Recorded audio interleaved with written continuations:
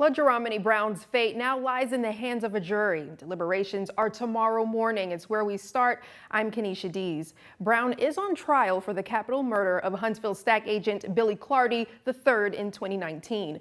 Closing arguments were presented the same day Brown took the witness stand. Here's a look. Of Lajeromeny Brown's trial, prosecutors included in their closing arguments that Brown, quote, walked into the house ready to shoot if things didn't go his way. The initial plan, according to stack team testimony, was to have Brown pull up to the abandoned home on Lavert Street in North Huntsville for the sale of 100 pounds of marijuana, get Brown as far as possible from Brown's truck, and then attempt to take him down between the house and the parked car. But that didn't happen. What happened is he parked along the street near the home, and then he parked his car across the street in a field because the street was too narrow, and then came back to park his car in front of the home. The prosecution added that, quote, Brown is a guy who knows his guns. This is not a guy who's not prepared, end quote.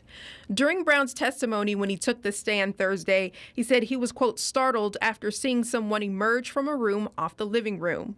He said he thought he was being robbed during the drug transaction. The prosecution says they believe, quote, we infer intent because he shot Billy 3 times, end quote. And added to the jury, if you believe he says, quote, I saw a shadowy figure coming and I shot him, then you believe this is capital murder, end quote.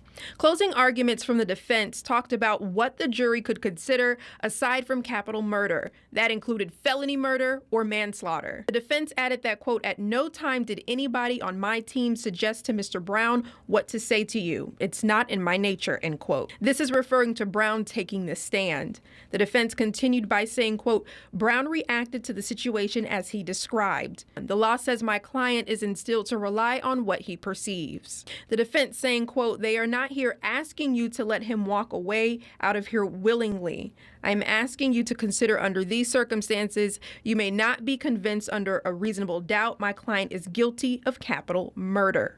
And the defense also pleaded to the jury that they, quote, find my client is not guilty of capital offense, end quote.